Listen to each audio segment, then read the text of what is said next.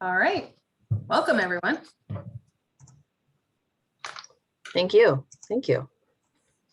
We're not voting tonight, so we don't need to have quorum, which is good because we only have 3 people here who are background checked and ready to go. So I we're thought we good. always had to have a quorum if we were discussing. So you aren't voting on anything. You do have a quorum because all 5 members are full members. They have been appointed by council. It is And there's just, Jose. and Jose is here. But if you were voting on like bylaws changes or something, you could vote, right? That's fine. You have a quorum. If you are voting on like adjudication recommendations, then that would be difficult to do because 2 of you have not seen the case files yet. So since we are not voting on adjudication recommendations tonight, that should not be an issue. Okay. So we can get started. Welcome. For the new members, I am Carolyn Williams. I'm the chair of the board for right now. We'll see what happens in October. Leah. And what we're going to do is just go through the agenda. So I like to have it pulled up. Right now we're talking about the agenda and materials review. Is there anything you'd like to change? I did notice that we have the public comment moved later, so thank you for that. That's helpful. Is there anything that we need to change about the minutes? I mean, about the agenda. Okay, so we can go forward. Minutes approval from June meeting. Is there anything to change in our minutes from June?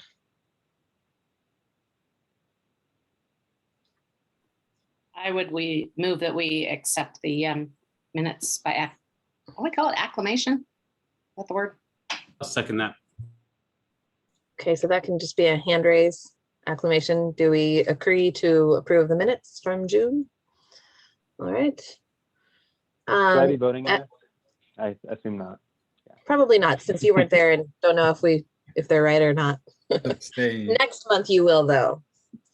Now what we usually do is we go around and have comments from each of the board members. And the way that we do this in this board, all of our discussion is we usually go around the table, but since we're not at a table, what I do is I kind of just come up with an order, and that's the order that we do throughout the whole discussion, but we alternate or we change who goes first. So in the chat, I'm going to put the order.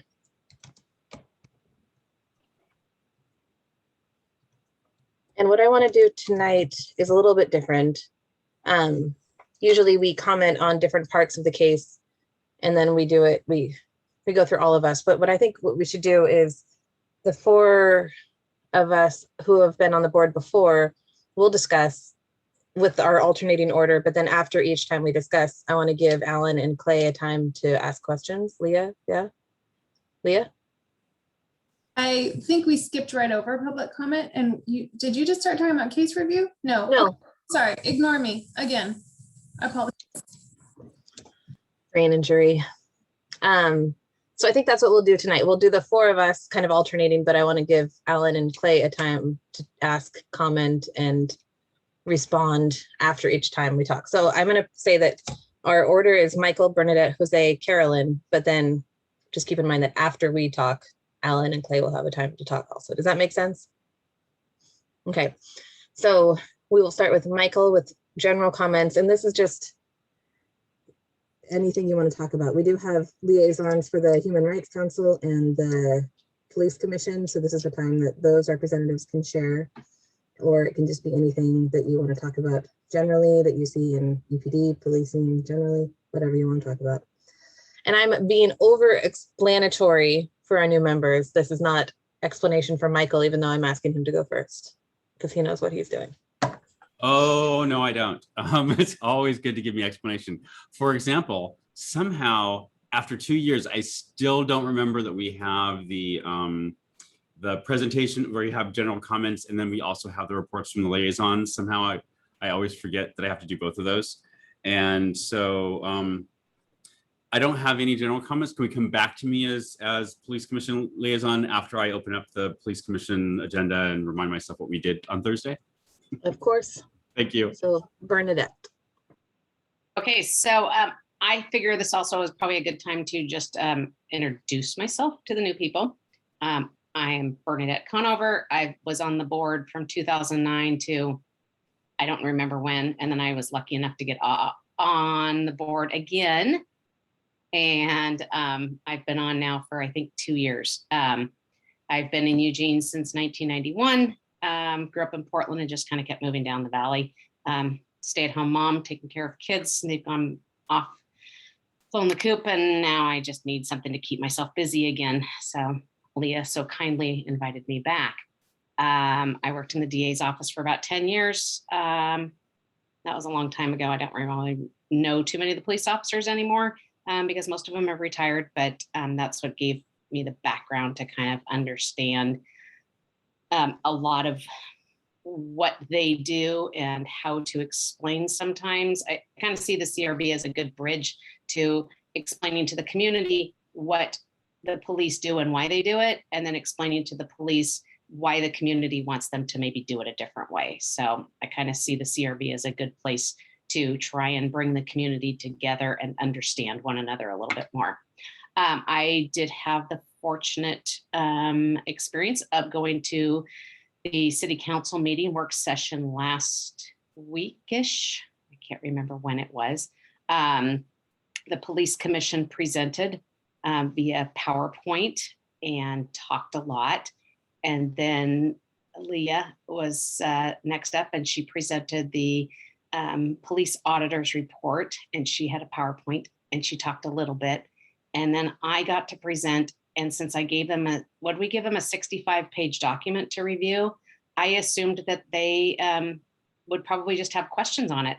And they didn't have any questions. My hope was that they would have questions because we did a report a little differently this year rather than just reviewing the cases that we did in 2020. We talked about kind of the long view of the last 10 years and how the Civilian Review Board has been instrumental in the conversations that then happen at the police commission that have gotten policy changes to happen.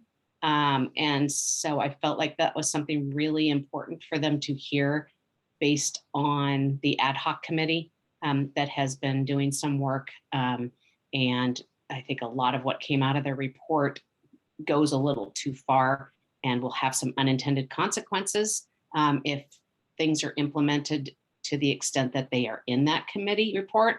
And I think Lindsay and Rick Rosetta, who are no longer on the CRB, that were on the ad hoc committee, I think they did a good job of trying to let the ad hoc committee members know that what changes we have been helpful in our, the board.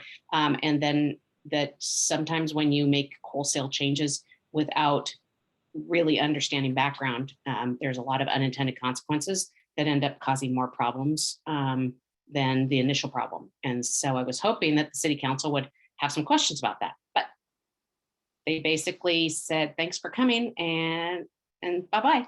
And they adjourned. So I didn't really have much to do. I didn't get a little presentation, but that was about it. So, and I don't have a committee report because I'm not on a committee. That's it. Oh, and welcome, Alan and Clay. Can't wait to hear more about you and why you're here. Turn. It's my turn. Hi. Hi, I'm Jose. I am a Civilian Review Board sophomore, so I can be a little, that way. I've been here since in Eugene since 2018, when I moved here to become a member of the faculty at U of O. I'm a fan of bonsai and the Cuban sandwich. Look for the best of both in my free time. And do you want me to talk about Human Rights Commission stuff now, or is that what you're talking about, Michael, that we have a liaison report time? Okay, I'll save it for that. It's also pretty short. I feel like I'm looking forward to being able to do one of these meetings in person. I came on board last year, first wave of the pandemic. So looking forward to that. Do you have a sense of that, Leah? As I rush to unmute. because that's where we live. Yes, I'm hoping the city is working on getting the technology together to make sure we can have hybrid meetings in September. So that is another reason I am pro break in August. So we can get all that sorted for you all, and I will keep you updated as we progress with that. Great, thank you. All right, I'm Carolyn. This is my 5th year on the board, and I grew up in Eugene. I've lived in Oregon my whole life, except for a little stint in Azerbaijan with the Peace Corps. I think I joined in 2016 or 2017, right around the time that politics were changing, and I wanted a little bit more female representation in local politics and generally, so that's why I applied. I'm not a liaison either, which I appreciate. So I think I'm done. Alan and then Clay, I'd like to, oh, Michael. Yeah, so thank you, Bernadette, for pointing out that we could use this to introduce ourselves to new people. So I'll just really quickly say that I was a professor at the University of Oregon. I'm now going to be starting at the University of Texas at Austin, but I'm staying, keeping residency here in Eugene for a number of reasons, and for that also finishing out my last year of my term here on the CRB. But it's great to see new people. All right, Alan and then Clay, I'd like to hear who you are. Well, hello, I'm Alan Lyman. It's nice to be here. Little anxiety around the whole experience. What you do is very important. I appreciate that you're doing it. Thank you.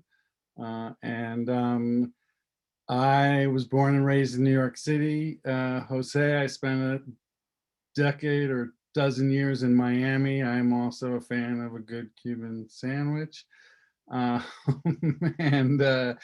I came here and I was a little inside baseball for a little while as the city prosecutor for Eugene and the municipal judge in Eugene. So that's been over for over a decade, like 11 years ago, I believe, or 12 years ago when I was last time I had anything to do with the city or the city police, other than I've been a resident. I've been here since '98. So, I figured this is, I had, like Bernadette expressed, I have an understanding of, I was a public defender in Miami. I don't know if I said that, but so I've seen it kind of from all, and I'm the judge in Veneta. So I've seen it from, all sides. And I just think what you guys do is important. And thank you for letting me introduce myself. Thank you.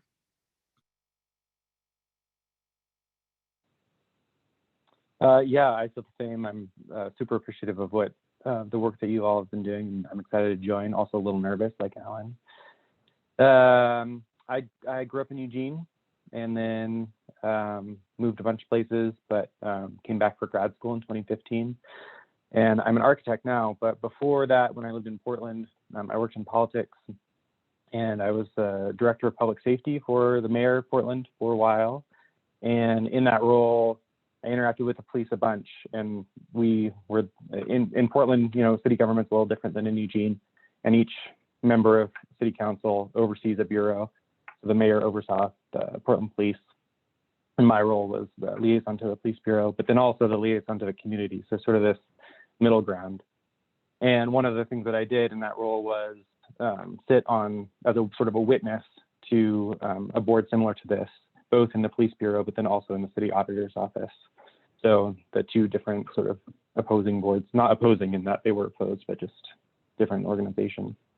And then another role that I had was, we were sued by the federal government right when we came into office for the city of Portland was for police misconduct. And so one of my primary roles was being one of the staff people through that lawsuit, sort of coming up with changes to the police bureau over time to deal with some of the historic problems that they had been experiencing with, particularly with regard to interactions with people with mental illness.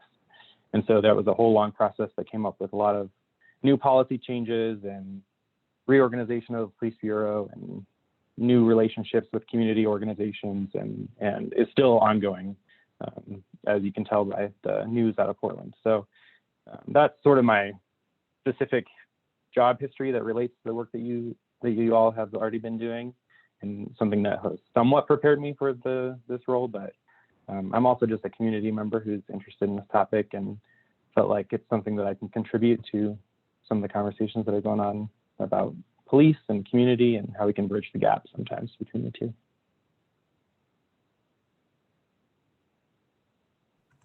Welcome. I have two computers going and I was clicking with my other mouse to unmute and that wasn't working. So forgive me. So Michael and Jose, is this a good time to do your liaison?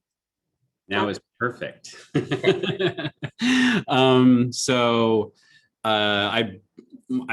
been on the liaison from this committee to this board to the police commission since January or February, thereabouts, after Lindsay had to step down from that.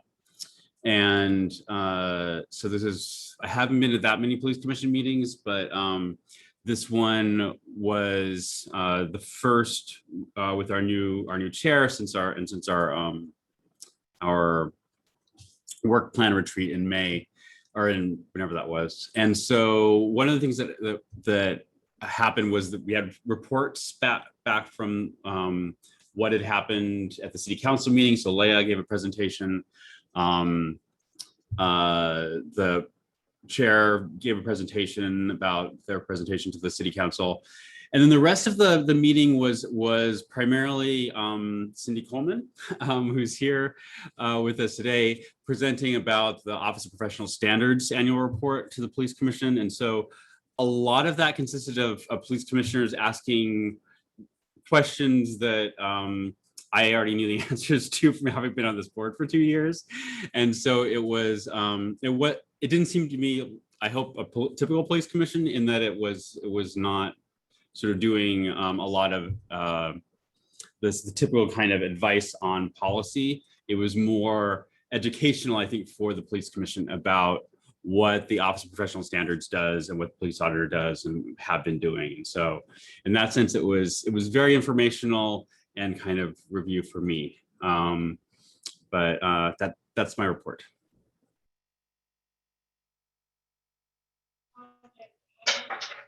And excuse me, I'm the liaison to the Human Rights Commission.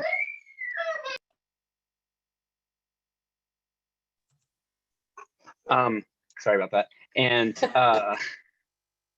thank you, by the way, Leah, for putting me in touch with them. They are on break for the summer, and so they will get back to me once they have a time to meet in the fall.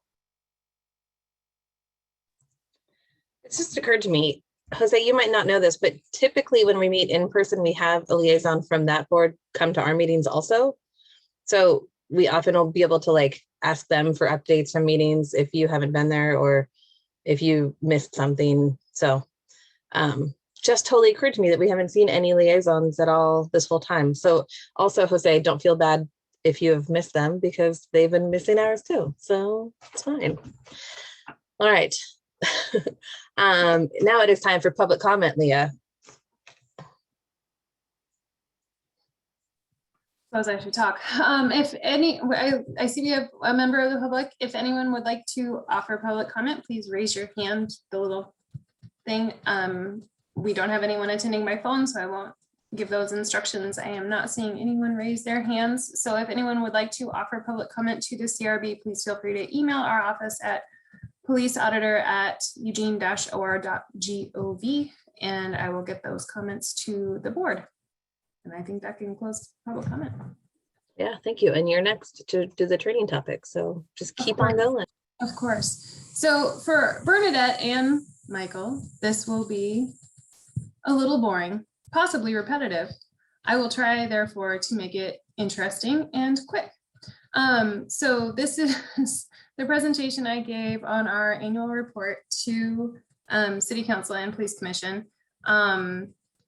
As you all know, we write an annual report each year. Each year I go around to a bunch of commissions and I talk about it. And so this is my chance to talk to you. I mean, you already know a lot of the work we did last year. So I will, this should be fairly quick for you all. Oh my goodness, hold on.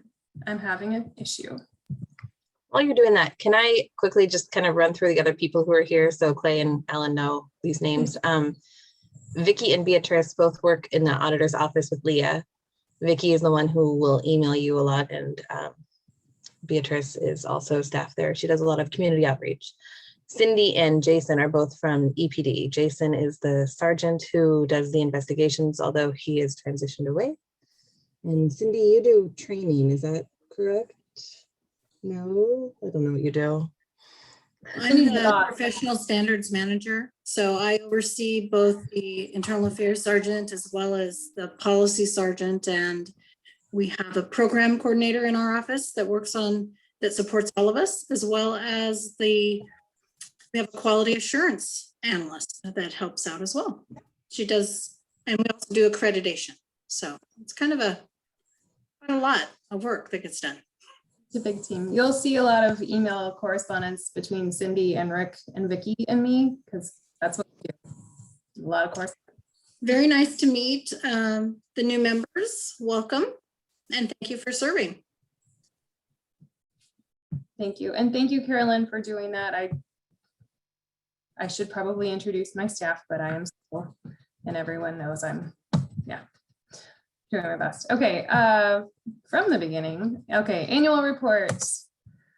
Just an overview, I divided up into accomplishments, areas of focus for the coming years, and then statistics about the last year. Obviously, a huge focus of the last year was the community impact case that you all reviewed in the bulk of in December. I am working on a community impact case report for council and for the public that will sort of detail all of the work that went into that. Cindy just mentioned a quality assurance person. That's the person who watched all that video, like all of it, over 600 hours for people. So it was just, that was a huge project, and I will be doing a report specifically focusing on that project that I have promised to be done by the end of this month. So I will do that. We had several deadly force investigations last year. No fatalities that I remember. Yeah, no. So those are in progress, and we'll talk about those again. Ad hoc committee was also a very big part of our work last year. Staff support for you fine people is a gift and also a large portion of our work as well. And then community outreach. Areas of focus for the coming years. I'm going to talk more about this when I get to that slide, so I'm going to skip over this one. Okay, progress and results. Community impact case, as you all know, largest investigation in the history of our office. That was a lot of volunteer labor from you all, and I really do appreciate it. We've not asked that of any previous group, and it was a big year in a lot of ways, and I know you all worked hard. And then the final portion was reviewed. I said June here, Michael. I think this is where but I think it was May, actually. I think and now I've told 3 different groups that it was June. Oh well. Close enough. And then so it was you and not me. Yay. It was me, I'm pretty sure it was me. All the months are melding together at this point. So there were 3 deadly force incidents in 2020, and then there was an additional use of force that was designated for review by a use of force board. It has since changed back to an incident review because, well, and I will be reporting back to you all on all of those, or they'll be in your closed cases at the very least when they're closed. The board has met for 2 of those reviews. The 3rd one is set in August. Everything got a little bit delayed because of the community impact case work last year.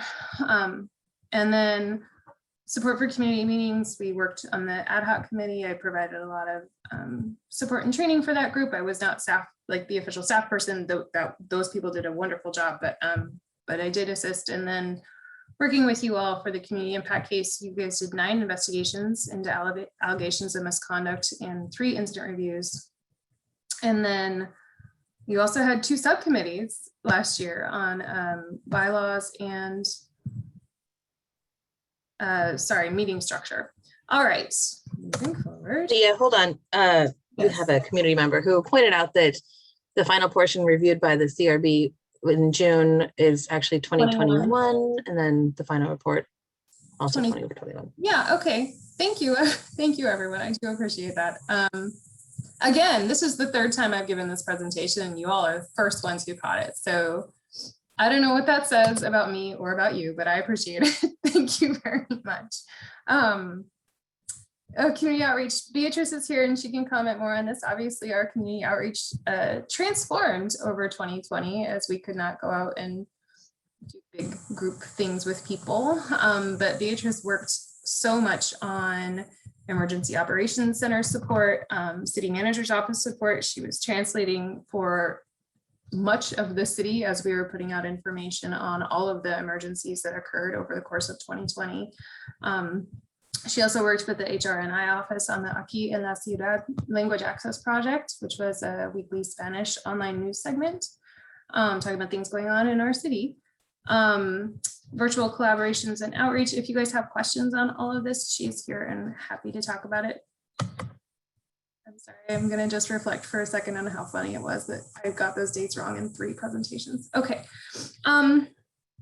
moving forward, one thing we were focusing on a lot of things in the coming years. One that we're starting work on already is accessibility. We are working on a community portal in our website. So instead of having all this correspondence through the mail, we can have people log in and check on the status of their complaint.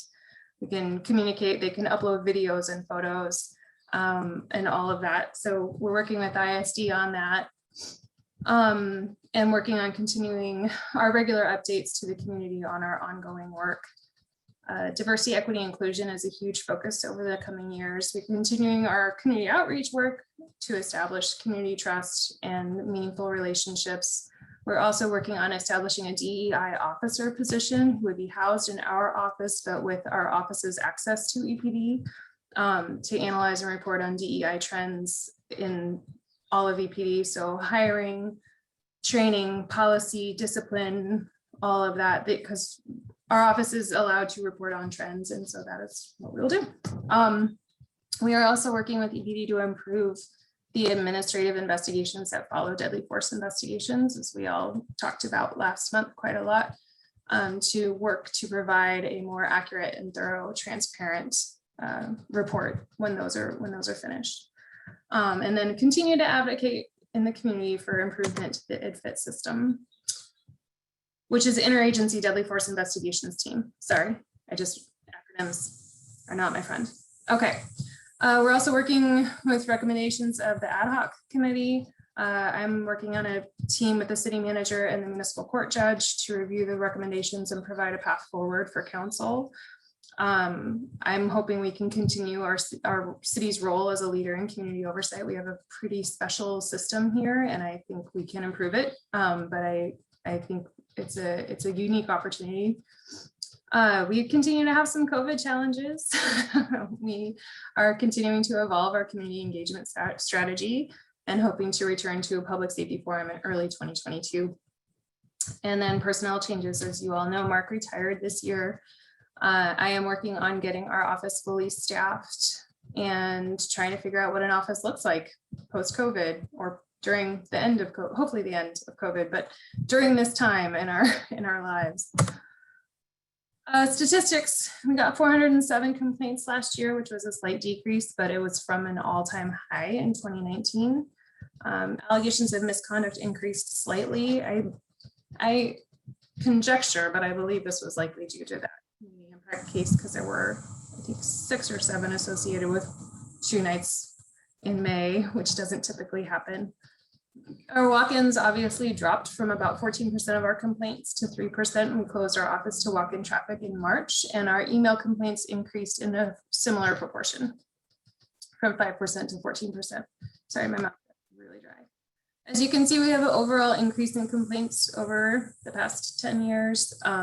This year, we are on track for under 400. So we'll see what happens in the second half of the year. I do not make predictions anymore about these things.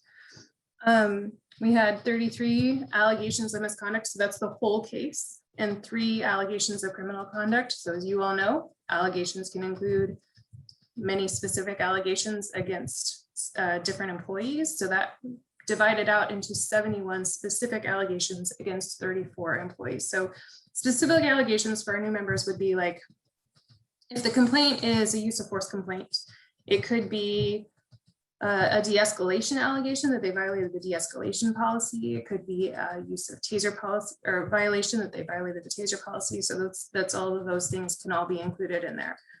And then that big pie chart is a breakout of all the policies that we investigated potential breaches of last year. And then 21 employees were found to have committed the 33 specific sustained allegations, sorry, and then going back, we had 21 of 33 investigations resulted in a sustained allegation against one or more employees. This can be a little confusing. I would encourage you, if you're interested in it at all, to spend some time with the annual report and then give me a call and we can talk about it more, because I'm happy to talk. And this is just our other complaints over the last 5 years. So incident reviews are a different level of investigation inquiries. So that's what got reviewed by the group this month, or incident reviews and inquiries, sorry. And then policy complaints and service complaints are our other categories. And that is the end of my presentation. I will stop sharing. And if you have any questions, I'm happy to answer them. And also Bernadette and Carolyn both contributed significantly to the CRB report. So if you have any questions on that, now would be the time. You guys.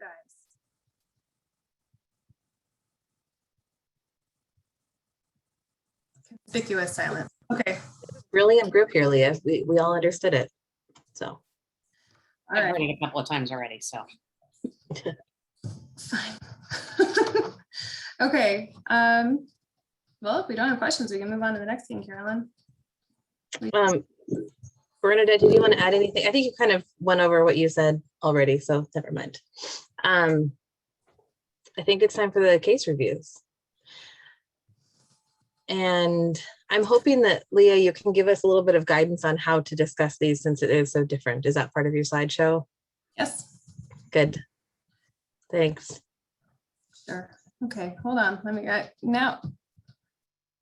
2 slideshows in one meeting, you guys. This is just very. So before, as you're pulling it up, I'll explain that this is a different format than what you guys, Alan and Clay, what we'll normally be doing. This is a very different sort of meeting. I think it's good to get some sense of what we're looking at, but also it won't give you a sense of how we typically run a meeting, just for that. And we can explain more as we go what that looks like. I didn't clear anything up there, but there you go. You're doing wonderfully. Okay. Oh God. Hold on. Y'all, this is just not my day. All right. From the beginning. So just a quick, hopefully a quick overview. Complaints are typically separated, well, classified by let me start over. All complaints are classified by our office. We are the sole intake point. So all the complaints that come in through EPD supervisors or non-emergency calls or anyone are all supposed to get filtered through our office so that we can, I say we, but I'm the one classifying these days because Mark is gone. So, but anyway, so we can classify into how it gets investigated. So allegation of criminal conduct would be investigated by typically a different agency.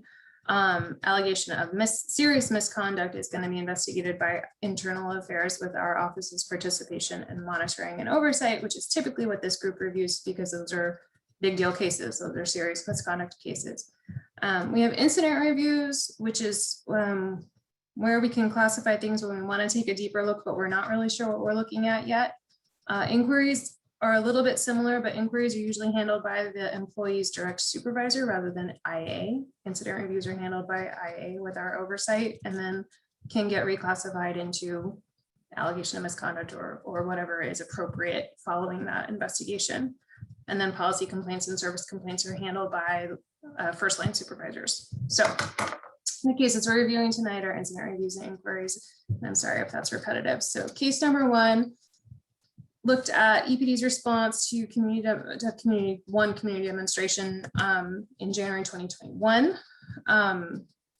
So Carolyn, what I was planning on doing was just doing a really quick overview of the case, and then the categories that you guys typically look at are over on the right side of your screen. It's hidden behind your faces on my screen, but I can shut down the sharing while you guys talk, if that works. Does that sound good? Okay. So we received multiple community complaints alleging that EPD had handled a demonstration in January much differently than they had handled previous demonstrations by different other segments of the community. So the complaints allege that the disparate treatment was evidence of EPD's sympathy with the protesters in January. It's classified as an incident review and investigated by Internal Affairs. That investigation indicated, it looked at, they talked to the supervisor who was involved that day, reviewed police reports. The allegations were that EPD had told people to disperse, but then never used force. And the investigation indicated that because they told the crowd to disperse when a fight broke out, and they did so, no force was used. 3 people were arrested as a result of that fight and lodged at local jails.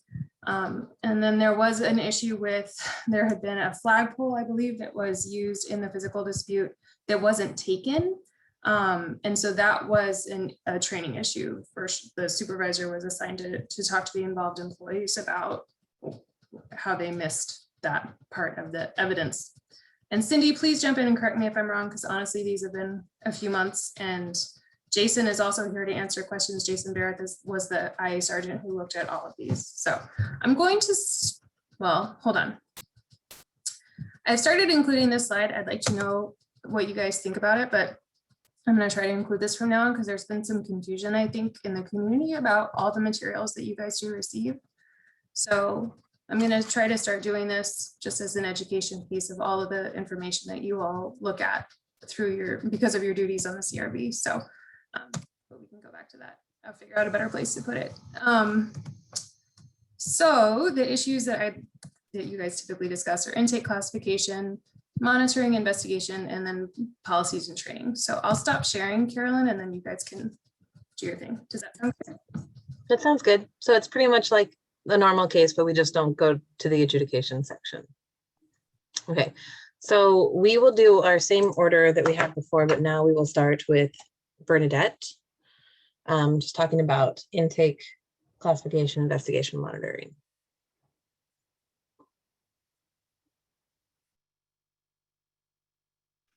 Sorry, I was trying to remember which one was the first one. I mean, I know you just said what was the first one, but that seemed like it was different than what was in my book. And so that's why I was getting confused because I went by the name. I think what is interesting in whenever we do these incident evaluations is the little that we have to work with, that we don't have the extent. And I know that it's like to ask the clarifying questions for IA to go and ask clarifying questions of any of the officers. Does it have to be charged as an allegation so the union can be there, that an incident review can't just have a questioning of the officer?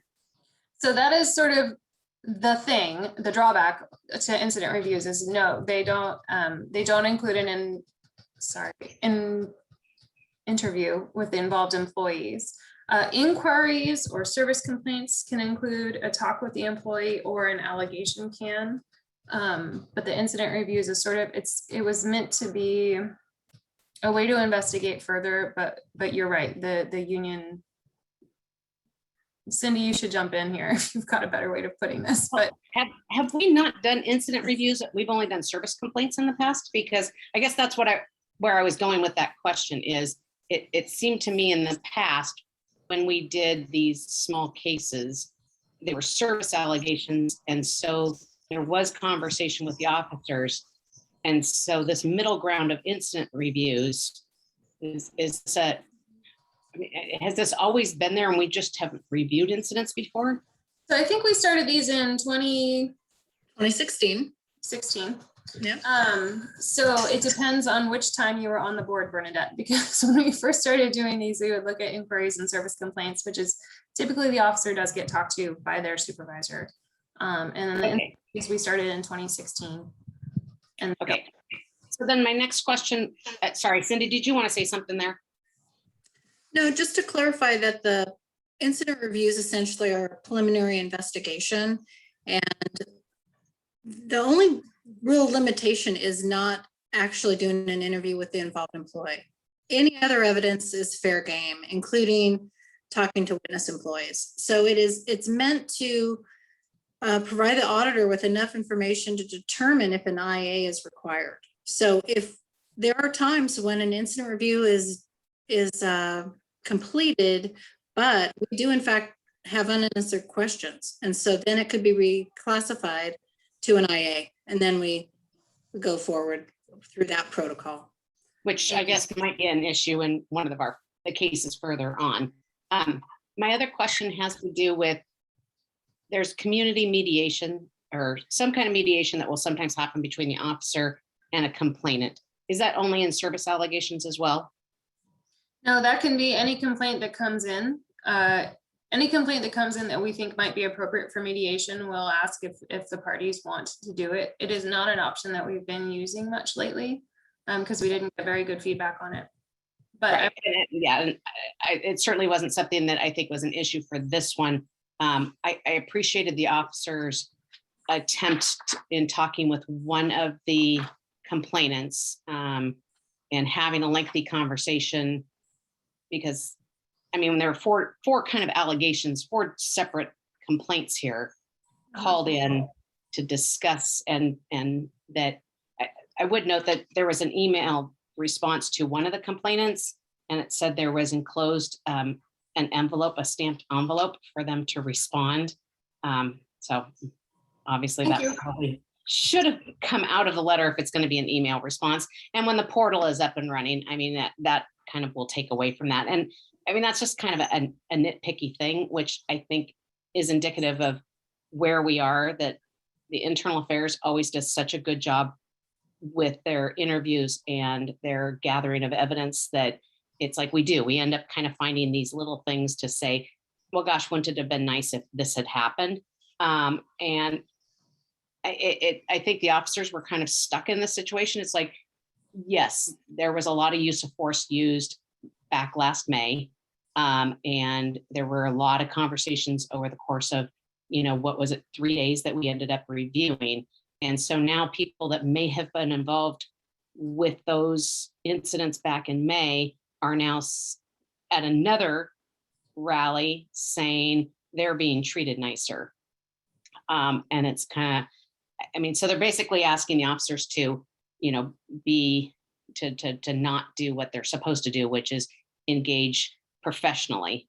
And so, I mean, I can see the perspective from the outside that you think that, well, then they weren't professional with us, so why aren't they, unprofessional with them? But, it's different circumstances. They obviously learned a lot from that 3 days in May and June. And we're fortunate that this did not go for, more than a day. And I think, having the various agencies with the housing of the people that were taken into custody, it does seem kind of strange that somebody could show up that quickly after being arrested and get back to the rally. But it's also not surprising, given, the state of Lane County Jail. And I don't know if Springfield Jail is a similar situation. So I appreciated that you put all 4 of these together and looked at them together, because I think sometimes when you bring them all in together, you get a better perspective of everything.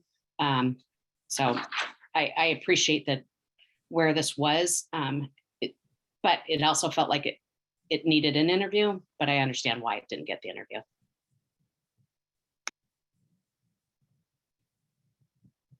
Thanks. Next, right?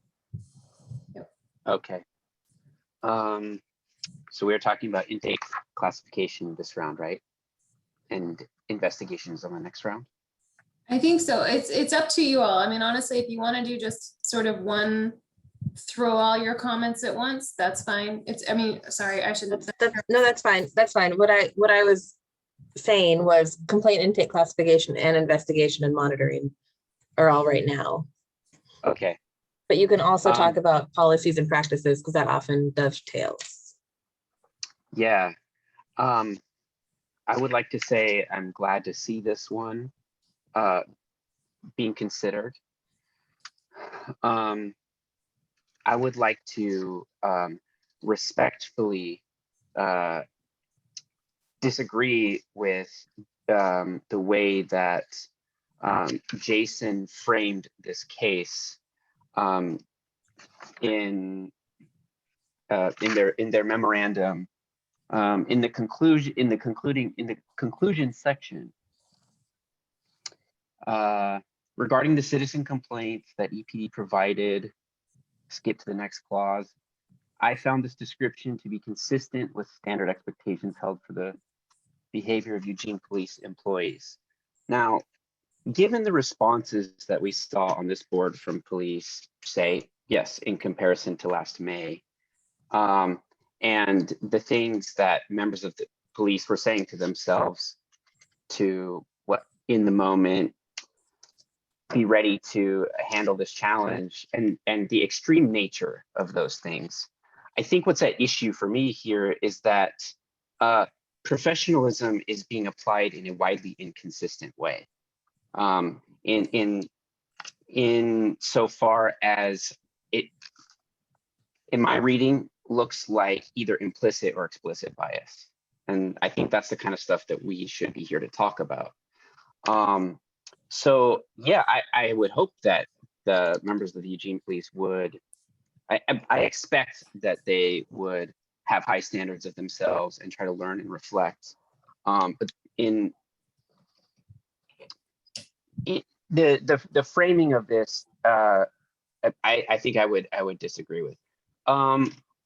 Yeah, I would like, I guess I would like to learn if there was some follow-up about,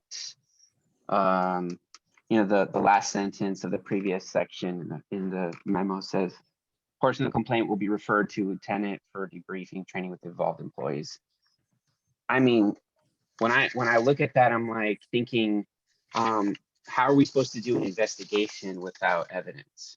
This doesn't seem like something small that was overlooked here. This is, there's video of that happening. Yeah, Jason can speak to that better than I can. Sorry, I didn't mean to cut you off, Jose. Okay, all right. Yeah, that was the end of my comment. Okay, Jason can speak to this better than I can. I did note they definitely took photos of the flagpole. Like those were, they should have been included in your file. I think they were. And Jason doesn't seem to be jumping in, but I will say historically, I don't believe I checked in this case, but historically, when we have a complaint like this and we say this matter needs to be followed up for training or for coaching or those smaller matters, that always happens. And we don't typically get a memo, but it's more of a, in normal times, I can go to the police department when I see that person, I could say, hey, oh, did you follow up on this? Jason, I see you're unmuted. Yes, I'm here. I did have a conversation with that involved lieutenant, and he was set to talk to that involved employee. I don't know any follow-up from there, however, but I do believe that conversation did occur. Thanks. And I wonder, Jose, this is not an answer, and it's just a wondering, because I'm just wondering, because the investigations that we looked at for the community impact case were all in May. It was this sort of explosion of protests, and one of the things we talked about was, you know, new employees not having experience with this, and I wonder if we did like a progression of like looking at the response to all the different protests from the left or the right, like not, I wonder what that would look like. I haven't done that, but I agree. I think my question is somewhat concerns the ideological nature of this weapon that was used. And given that it serves as a flashpoint for, you know, everything right now. Yeah, I hear you. All right. I really, Jose, I appreciate those questions. And I remember watching this happen in January and kind of like watching before it happened and thinking the same thing, like how is this going to be handled? And I remember watching the videos. A lot of these videos or similar videos were released on Facebook by bystanders. So I had seen a lot of this action ahead of time. kind of more in the moment. And I was watching these videos kind of with this perspective of how are they going to handle this group of people, and is it going to feel different? And I think that it did feel different, but then also taking a step back, I noticed, or I realized that the whole situation was different. It didn't become as volatile at all. There were the little incidents that happened, but it wasn't the big thing that happened in May. I do hope that part of why it didn't blow out of, part of why they responded differently was because they've learned. I also hope that part of why they responded differently is because we had spent so much time talking about it in December, and maybe some of the things that we had talked about were put into practice. I do agree, I think, in the final sense that it was classified right and that it was investigated well. Along with Bernadette, I do wish that there was more. But I understand that we can't interview every single person for every single service complaint, because that would be ridiculous. So I think that it was fine. It is kind of, it feels disappointing though, I think in some ways that this wasn't elevated to the same level as the other opposite side of the political spectrum incident rally. So, but I think that's just my own personal kind of disappointment rather than the professional view of what should have happened.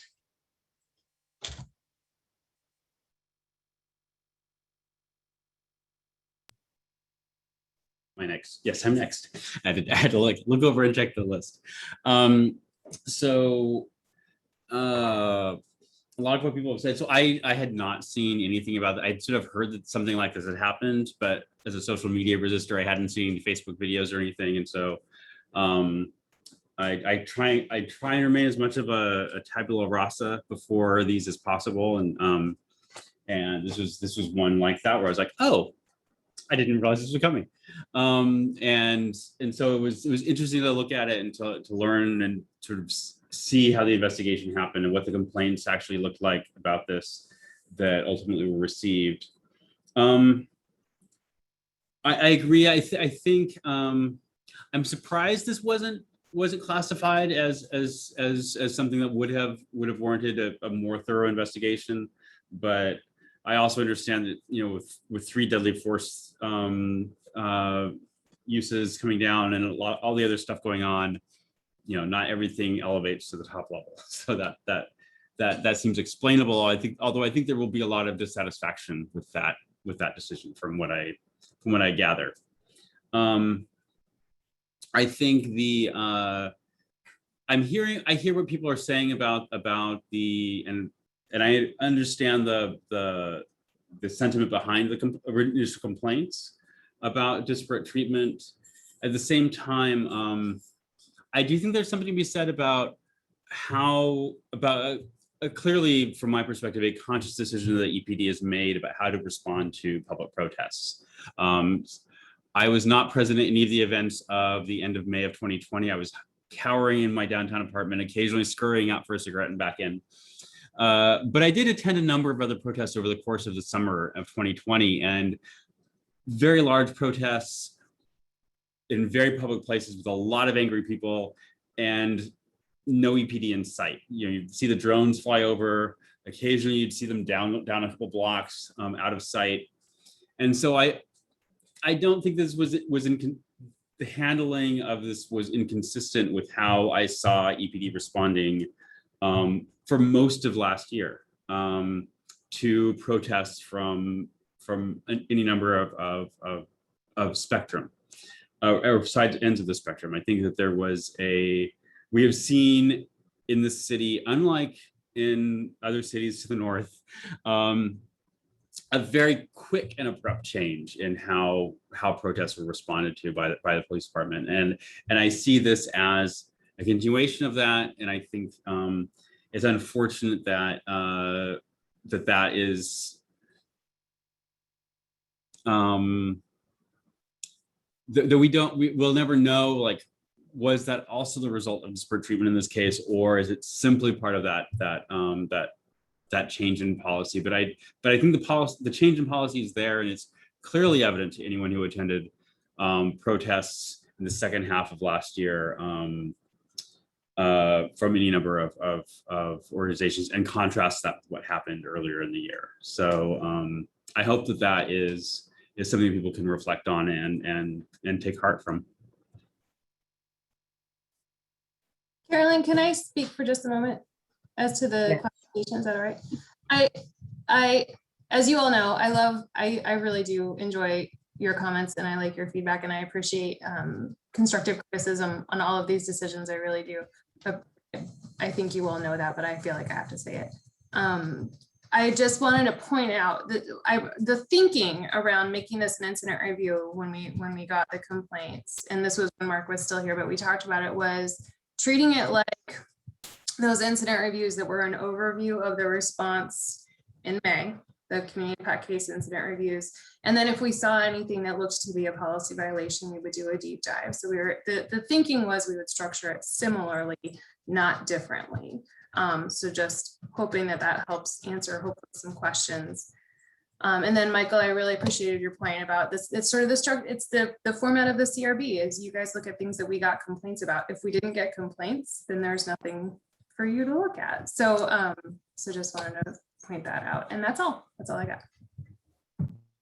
All right, so typically we would let the other two members give their input on this, but you haven't seen the casebook or seen the files, but do you have any comments or questions on, I see Alan shaking his head. Clay, do you have anything? I mean, yeah, without knowing anything about the actual specifics, it's hard. The only thing that catches my attention is just trying to figure out when the conversation happens about how escalation starts, and seeing how escalation has not started or did not start in this incident. That's sort of what I'm hearing overall in the incident. How did it start in the previous incidents that were of greater concern, and whether that's a conversation that happens here or is part of the investigation overall. That's the only thing that I observed that would be of interest to me right now. That's a good question. I don't know, Leah or Jason, is there input on that? I think I was going to say something. Well, I think part of was, if I remember correctly, the incidents of May, there was not a request for protest. And in this situation, didn't they actually request to be able to have a protest or a meeting or a gathering? I do not know the answer to that question. Oh, okay. That's how I remember it, but that's not like an official stance. But I remember that it was like, I think it was an approved rally, right? Where you have police presence, as opposed to the May one where it was just a gathering of people. Right. Is that what you're saying? Right. So this one, there was notice that it was going to happen. So there was the ability to gather and think about how are we going to handle it? Where do we stage ourselves? Do we have people undercover in there to be able to watch people inside? Do we just watch from the outside? Whereas the May protests, as I recall, it happened so quickly that there wasn't the ability to basically get ahead of it. And so I while I hear what you're saying, Jose, I think it's like, I hope that it's not a bias situation as much as a learned from our previous situation, how it can explode so quickly and then go on for so long and involve so many officers over so many days. And that this one, it was like, we know it's going to happen. We learn from what happened before. I'm not saying that there's not, bias involved in policing. I mean, I wouldn't say that. I mean, it's like, I think we all know that there are people that are certainly acting upon biases that we need to root out. I mean, there's no doubt about that. But I think in this situation, I like to think that they learned from all of these previous things, and given the crowd that was there and the knowing it was going to happen, and my understanding of how they sometimes do these protests, they had officers probably undercover inside being able to watch from a perspective that we don't even know about. And so, I mean, we won't ever probably know about it.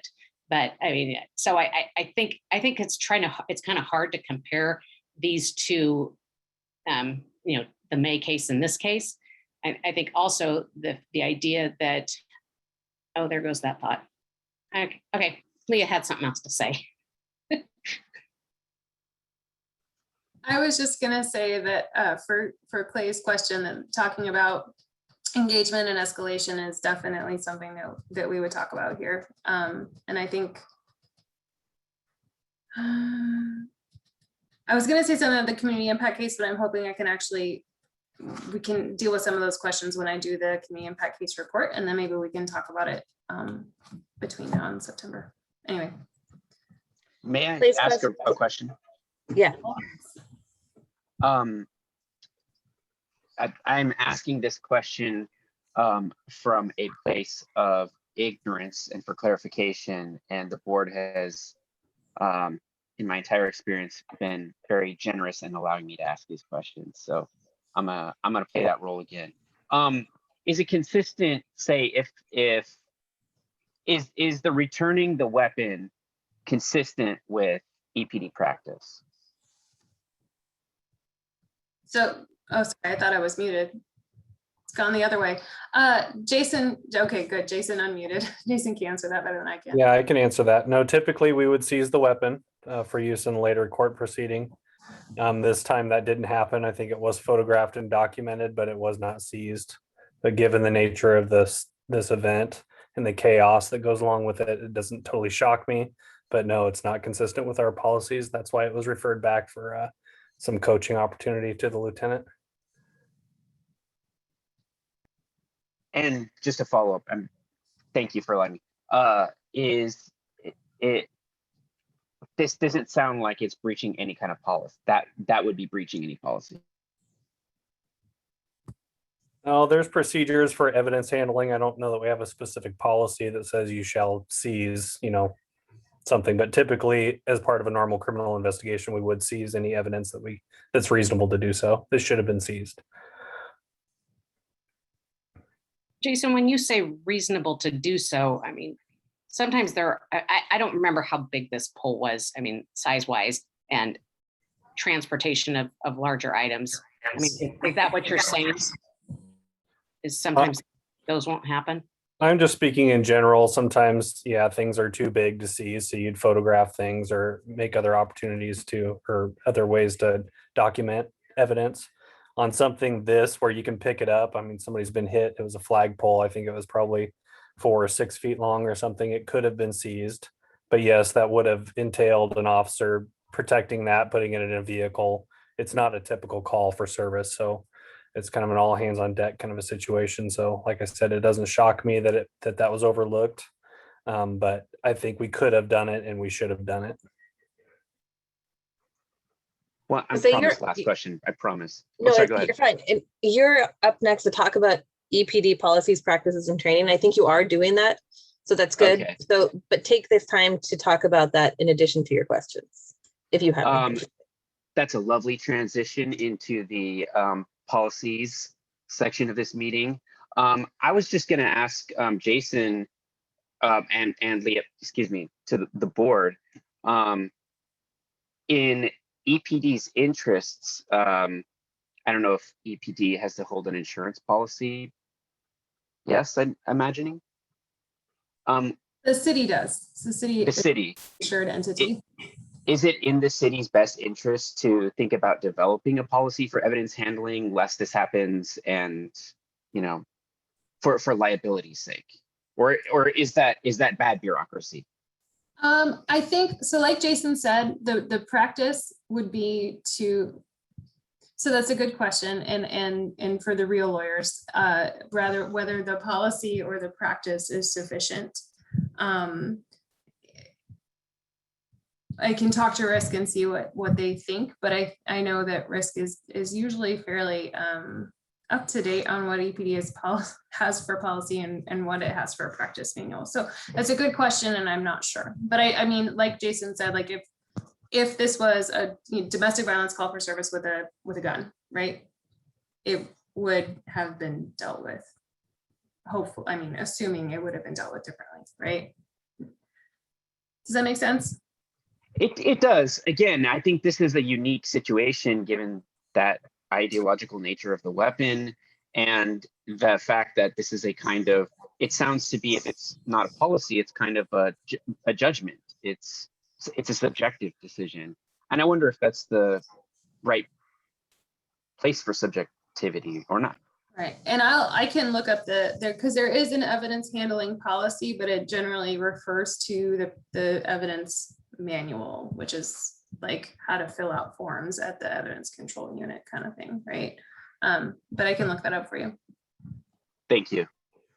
I could would also be an appropriate use of the liaison to the police commission to mention that a review of the evidence handling policy might be in order given this case. Jose, are you done? I'm not going to write that down unless someone instructs me to do it. No, do it. Do it, Michael. Take it. Okay, so then I think it's my turn to talk about policies, practices, and training. I think I would just say the same thing, that I'm glad that this officer was spoken to by the lieutenant and retrained in how to do this. And then obviously what we've already sent Michael to do. I appreciate you doing that, Michael. And Leah talking to Risk. That's a good idea. Michael, and then Bernadette. I was writing. Oh, I wasn't muted. Let's see. So this is policy now? No, investigation. No, policies, practices, and training, but you can talk about whatever you want. It's fine. Okay. It's your time. So policies, I think we've been talking about that already. I see. I think that EPD has done a lot with its policies related to handling of protests and crowds over the last year, and I'm sure they're continuing to do more. If anything, it seems like sort of late to be talking about that at this point. Let's see. As far as training goes, I think it sounds like we are waiting for more information about what that looks like for evidence handling, and if there's recommendations to be made there, we'll know.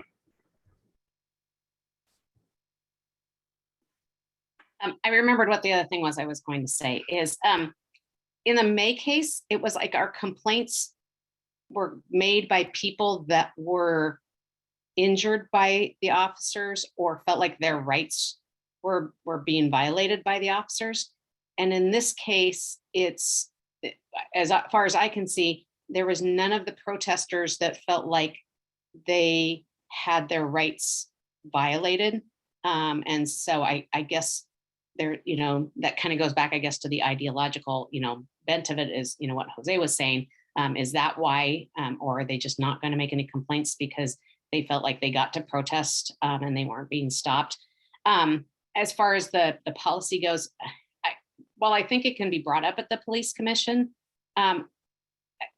there's a lot of different reasons, as I recall, why sometimes maybe a piece of evidence might not actually be taken from a place. But right, in a domestic violence situation, if a rolling pin is used in an assault, they're going to take the rolling pin.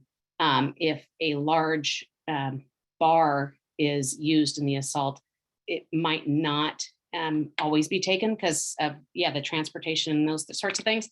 And then you've got the issue that it's a flag, which then if anybody's an Eagle Scout, they know that there are actually rules and regulations with regards to how the flag is supposed to be handled. Certainly it's not supposed to be used as a weapon, but I just, it's like, now you've taken it into evidence. It's like, how do you handle it? It's like, are you going to put it up? Or are you going to take it down? Or are you going to light it up at night and all those sorts of things?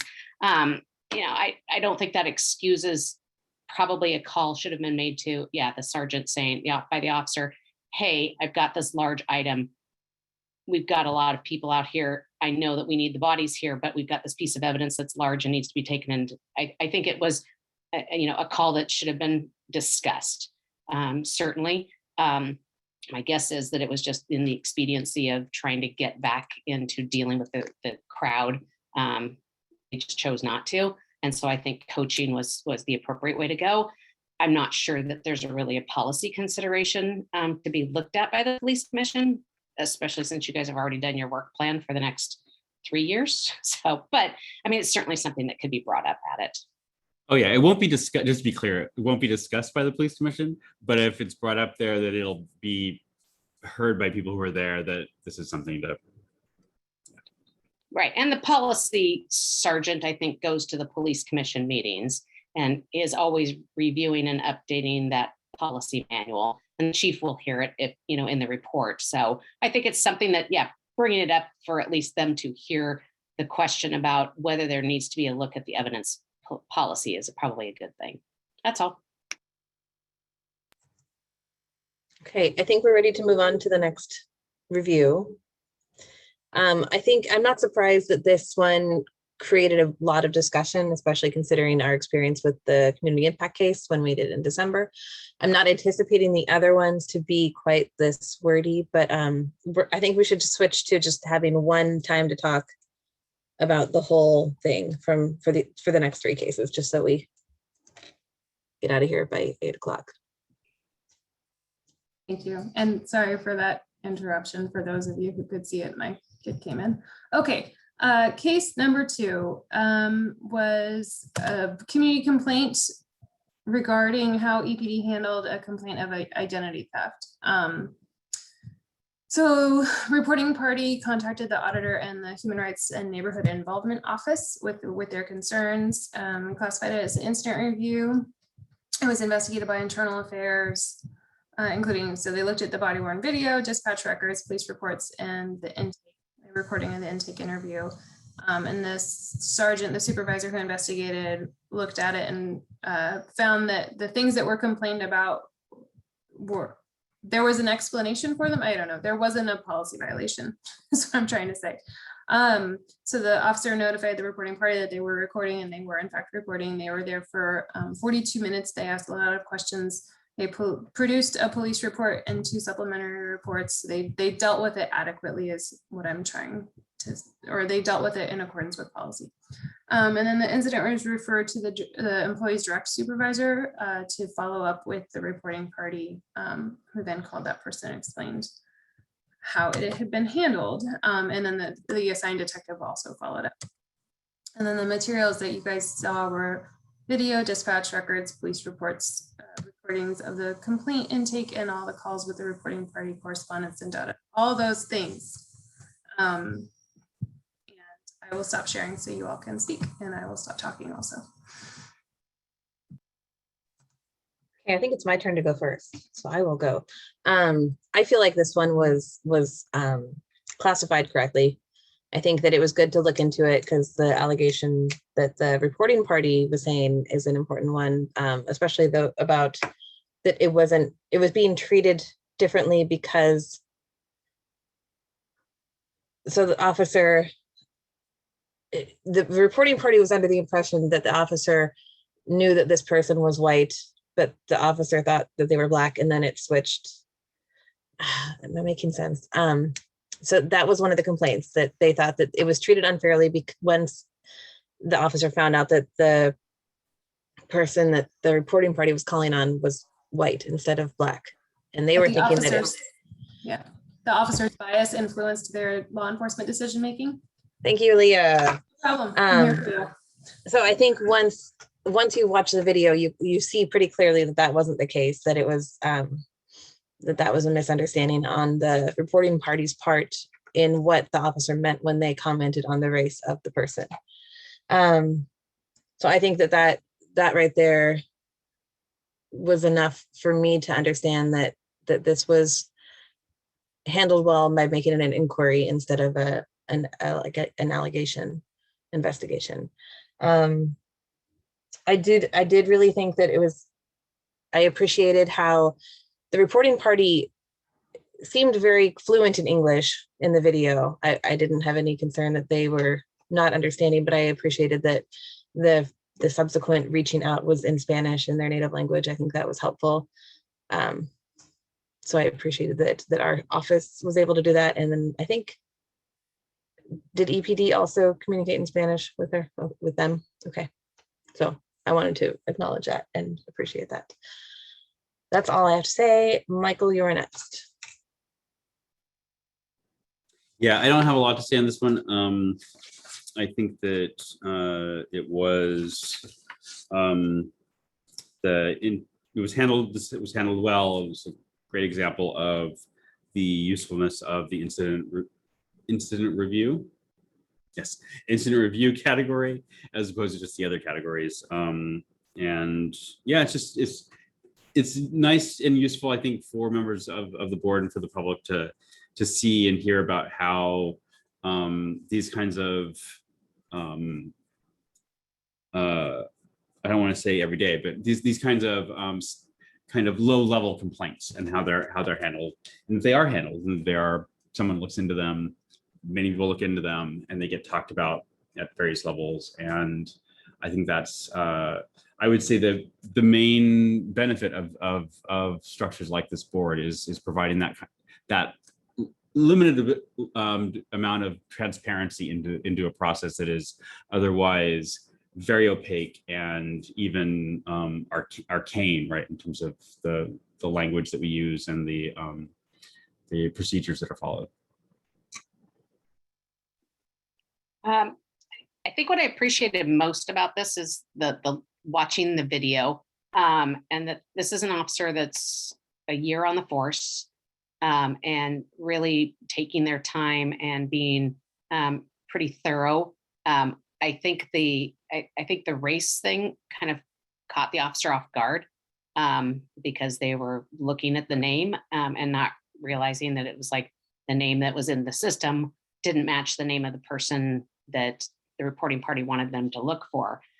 So, you know, the fact that so many cases that we looked at in the last year, it was, you know, from moment they got out of the car to the moment that the incident happened that we got to review was on average of about 3 minutes, 3.5 minutes, maybe 5 minutes on the outside, but sometimes it was 1.5 minutes. And so, I mean, the fact that we got to review a case that was, you know, like from beginning to end, that the camera was on, the discussion wasn't muted, that we got to, you know, see and hear the whole thing. And that my guess is the officer probably in the future is going to go, oh, don't mention that, oops, I was looking at a different race. You know, but I thought if this is the officers that, you know, we have going up, I feel good, considering some of the other ones that we reviewed a year and a half ago. We were concerned about how they made probation. I'm not concerned about how this one made probation.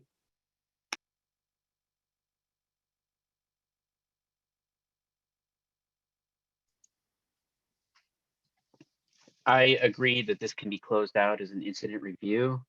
Part of the goal I have for my participation on this board is deliberative, in the sense that I mean to communicate with the people of Eugene, that if we want to continue to build a relationship between this institution and the people of Eugene, is to communicate what I read as the intent of something like this, which is to communicate that we have a good rubric for establishing the expectations for policing here.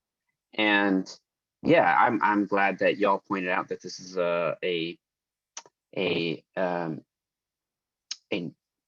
new, younger officer doing policing as we expect it to be done. And I really like this, that we have cognitive mapping now for how a good agreed upon collective set of expectations about what that looks like, rather than saying like, we need to have some legal fictions, but maybe this doesn't need to be one of them. All right, that was all of us, but I do want to give Alan and Clay a chance to comment or ask questions. This one is a little different than the last one, but I'm good. Thank you, though. Thank you. Yeah, I have no additional comments. Thanks. all right, Leah, number 3. I'm back. Okay, sharing screen. And you guys, you're really testing my Zoom skills. I'm grateful for it. Okay, case number 3.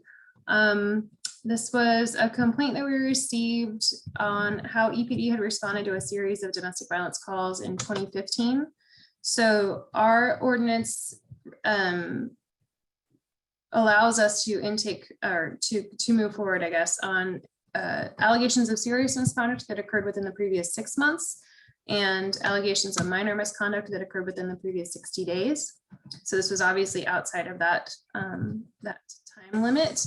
I think because of the collaborative relationship our office works to have with EPD, this was one of those where we said, hey, could you please talk to this person, because they're, you know, obviously they're still upset over this and it might be helpful to have that discussion. So third party complainant called us with concerns about how this was handled.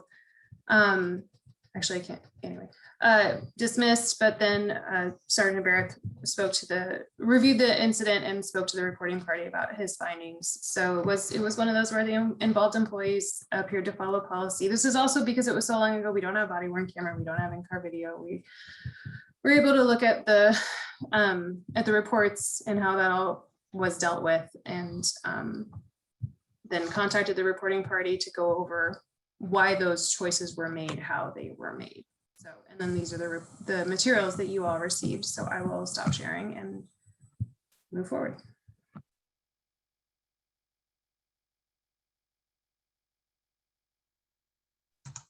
I think, Michael, you're up again. I think Jose is first now. I just went first. so I Oh, can- you're right. Darn it. Okay. All right. This one, there was a lot for this one comparatively, and yet I don't feel like I have a lot to say about it. A lot of the materials that we got were obviously the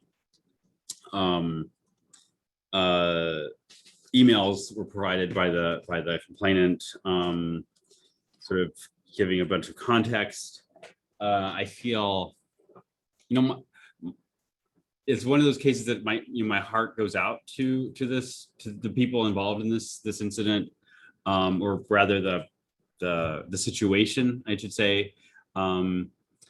The particular incident, right? If we think about the police response in this case, doesn't seem to me to be problematic. I mean, I don't see. I concur that there was not much more that could have been done in this case, given the circumstances. Obviously, you hope that more other things can happen from other people, other social service agencies, et cetera, in these sort of situations. But the police were limited and appear to have done what was available to them under the circumstances. It's unfortunate that you know, again, going back to that issue of timeliness, that this could not have been again just dealt with more thoroughly by not just by EPD, but by all kinds of people 6 years ago when the incidents were happening. I don't have a lot else to say, except it just leaves me sad. I just had a question. Did all of these emails come from the reporting party who is not the victim in the underlying criminal case? Yes, these emails she sent me, are you talking about the group of, I forget how many? Those were all from the complainant that I spoke to, not the actual victim of the alleged crimes. Okay, so all of the emails we got that are included in our packet came from the reporting party who was not the victim of the domestic violence. And maybe I just couldn't find it. Was the original police report on the zip drive? And I just couldn't see it, find it, look at it. It was intended to be included on your. Okay. Maybe it was, and I was just having a hard time because there were just lots of different things on the zip drives this month. So I mean, not that it would have been helpful, I think, to go back and look at it. I just kind of kept going, is this guy really a doctor? Because it seemed like he was one of the people it's named in the emails. But I thought the email response from a sergeant on behalf of the chief on about April 29th, I thought it was really well done in explaining to this person who really, I mean, in some ways didn't have to talk with them as they were not a part of the process. But I thought the email that went back and discussed the complaint, the victim in the domestic violence case, and how the sergeant chose to kind of very carefully step into some issues with the victim of the crime, and not, and to be able to say that, you know, that the sergeant was not judging the victim of the crime, but it was really confusing to understand what was going on. And the way that sergeant was able to do that in the email, I thought was really commendable. And I appreciate that, yes, even 6 years later, we will go back and look at these things, because I think there was, I don't think it's the first time that we've done that, but I think it's, in this case, it wasn't an issue, but I think, and Leah, correct me if I'm wrong, there have been cases that have been several years old that took a while for people to come forward and make complaints about them. And maybe there was criminal activity involved, or maybe it was just, you know, inappropriate behavior happening. But that you were able to look at those things and take care of them. Is that correct? So sort of, it's tough. Discipline cannot be imposed in those cases. So for something sort of like this, where it's, you know, it turns out that everybody did the right thing, we can take a look at it. But if, you know, the officer isn't even employed by EPD anymore, but yeah, that's why we have that 6-month rule, is because it's bargained for, that discipline can't be imposed for, and you can investigate, like, I have to dismiss it, but the chief could investigate it. But if it's been investigated and we find misconduct, the discipline isn't allowed. Does that make sense? Right. I mean, even though discipline can't happen, that report can still go to BPSST, Board of Police Standards Certification Training, whatever the SST stands for. I mean, so it can still go up there and, I mean, be investigated fully. You can have the union rep there while you interview them and go through all of those hoops, and still investigate it thoroughly. So yeah, we definitely, I will just say, we do our best to take a look at things, even if they're outside of the timeliness limits, but it is a lot better to report fast. So for anyone listening, thank you. report.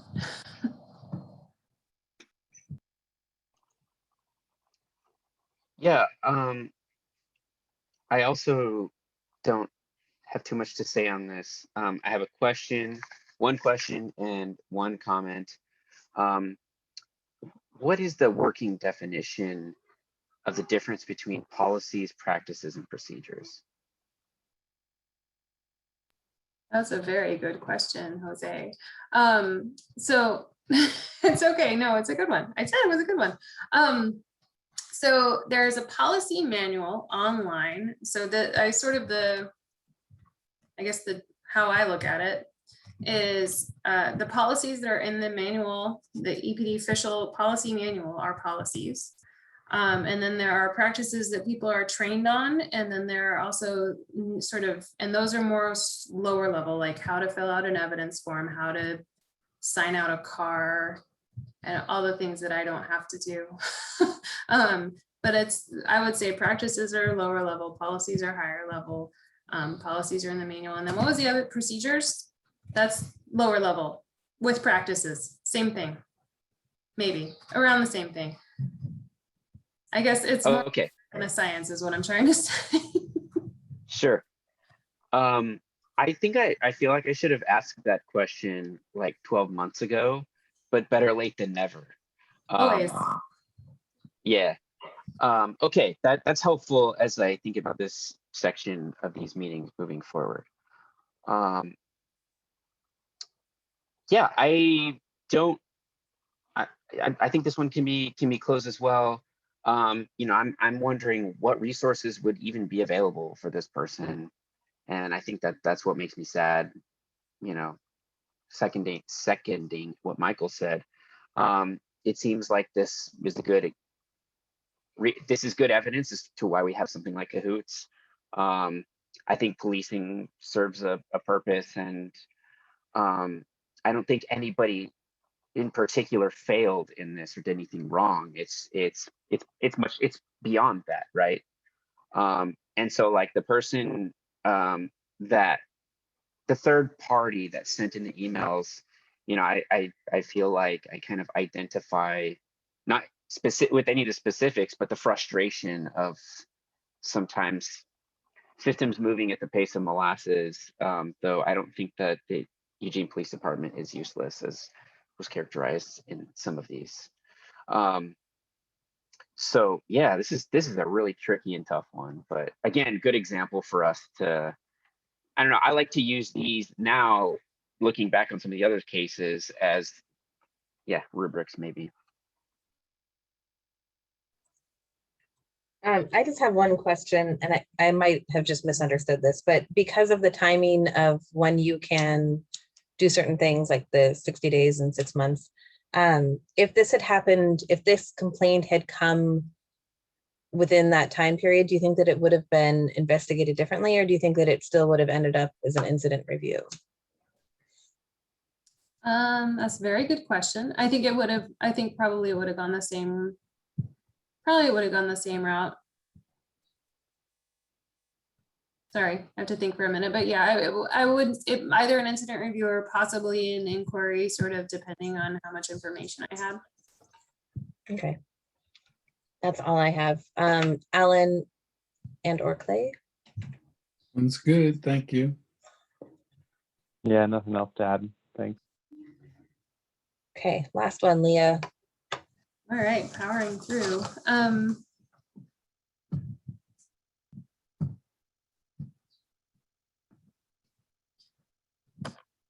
Trying to move forward. Hold on, there we go. Okay, so case 4. So this is one of those I'm really glad I have you guys to bring these things to, because this one was a tough one for me. So Officer A used a taser while during an arrest of a burglary 2, I think, suspect. So in any use of force, a supervisor does a use of force report. The supervisor flagged it as potentially outside of policy because there was, I think they just said because of no admonishment given, and because the person was fleeing and not presenting instead of, attacking, which is called out in the policy. So that because of that, it was initially classified as allegation of misconduct, use of the taser. And then we asked for a review from the defensive tactics supervisor, and that kind of influenced, it appeared from that. I mean, in my review of it, there was an incident where, and that review included body worn video, police reports, dispatch records, and policy. Sorry, I forgot. I was just talking from my head and I should never do that. That's why I have a PowerPoint. So there was a failure to admonish, but it appeared from that review that the actual uses of the taser were within policy, because the policy calls out you can't use a taser on a fleeing suspect for whom you would not typically, we wouldn't typically take them into custody. I can pull up that policy if you guys want to look at it. But because the uses of the taser appeared to be within policy, except for the admonishment, we left it as an incident review and had directed a training talk to occur with the employee. So and these are all the materials that you guys saw. And then I'll stop. I think that's my last slide. Okay, we're done. Jose, I always appreciate your questions because it makes me kind of think that am I thinking the same thing that everybody else is thinking? My understanding. So like when you ask about policies, procedures, and practice, my understanding is the policy manual that we always get that says, here are the reasons why you can pull out a taser and you can use it on somebody. And then the procedure is what happens, how you actually, then document all of those things, or the procedure of when you take someone into custody, this is the step-by-step thing that you do. And then the practice is, in my thought is always the training and then how you actually implement those policies and procedures and in your day-to-day work as a police officer. So that's kind of how I've always looked at it. So, I mean, when you ask those questions, it's one of those things like when Leah was talking about IDFIT earlier, you know, it's like she uses IDFIT all the time because she knows what it is, but sometimes we have to stop and say, oh, what does it stand for? And then we have to say it. And so I think when you ask the question about policies, procedures, practice, what does it mean and what's different about it? It helps us to remind ourselves to make sure we're all understanding and using the terms in the same way. Because if we're not using them in the same way, then we can't come to any agreement, right? Right. On this one, I think I think it should have gone to a full investigation. I don't know that it would have been founded, but I guess hearing why you're saying it still fits within the policy. But I think if you have to ask the question, does it fit within the policy? It should go all the way to a full review. And so that's kind of how I looked at this one. I mean, it makes sense to me. But I think if we want the officers to say, I have a taser, I'm going to use it if you don't comply, if given the opportunity, I think we should make sure that happens. And this is an officer, again, with 2 years experience. I think it was done well. I think this officer will learn from this, obviously with the discussions. And so, I mean, I think that's the goal, that we want officers to learn from whatever the investigation finds and not do it again. And so I'm hopeful that this officer, who seemed to have good skills, good judgment out there in how to handle this, but also recognizing that slowing it down would have been the right thing. You know, after you use the taser, don't try and handcuff them yourself. You know, there's people coming around, you know, there's a dog out there somewhere that's going to come and help you. You know, even just saying that to the suspect, it's like, there's a dog coming, you know, better you just lay here than have that dog come in and take a hold of you. So, while I understand the reason for not classifying it the way you did, or why you classified the way you did, I think I would have preferred a full investigation, just to hear the officer's conversation and explanation and understanding.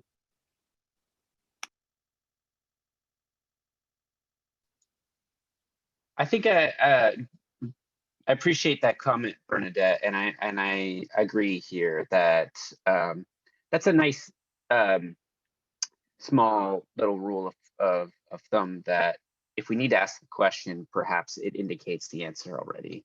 You know, I think that after having some cases, a small sample of cases to look at and stand back from now, I think we've arrived again at a question that comes up often on this board, and that is, do property crimes serve as the grounds for escalating uses of force? To what degree? In what context? And I think now, as we gather more data, you know, on this, we'll gain more insight into this. But I think this needs to be a recurring and like meta aware thing that is constantly informing how we read these cases, or just maybe it's just a pattern, and you know, at the very least, it's a pattern that we see, and it serves as grounds for good discussion here, even if it is kind of a jurisprudential, you know, out there thing. I don't know. I think it gives us insight as to what, you know, how we continually help to shape both the perception and the practices of policing here. So that's what this one makes me think of. And yeah, I would, yeah, seconded Bernadette. Thank you. I had the same conclusion, that I feel like I wanted this to be a full investigation, and I kind of came to it from a different angle than Bernadette, or a different reason with the taser policy. And we talked about this, I think last time we did an incident review night like this, we looked at another case where somebody was tased when they were running away. And the main thing that struck me with that one and this one also is that I don't see a lot of danger, imminent danger in the situation that caused this person to be tased, it might be a felony. Sorry, I'm having some parenting thing happening in here right now. The potential for it being a felony is different to me than the potential for it to cause danger. And this person did not seem like a dangerous felon. They were running away. I feel like there could have been different ways to handle it. So I would have liked to have seen the investigation. I would have liked to hear the interview. I do feel like I would have probably agreed with an adjudication of that this was within policy, just from what we've seen. And I do understand that if everyone's looking at this and saying, well, I'm going to say that it's within policy anyway, so why go through the investigation? Then I understand with the resources we have that it wouldn't be investigated. So I think I see your reasoning for it, but I think I would have liked to have seen more.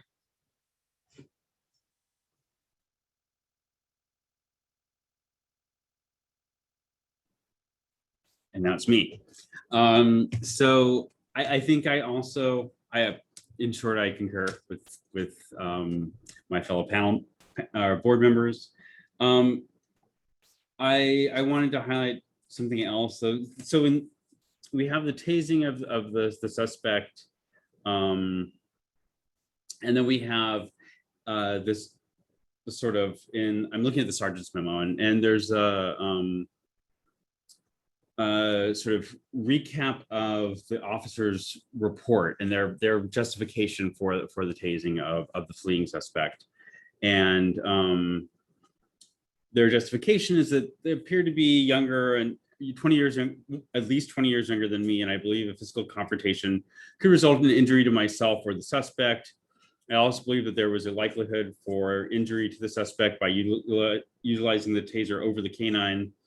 And there's some, because of the grammar there's some unclarity. And so the sergeant says, it's unclear to me in this last statement that if officer felt that they were preventing a possible canine bite by deploying the taser instead.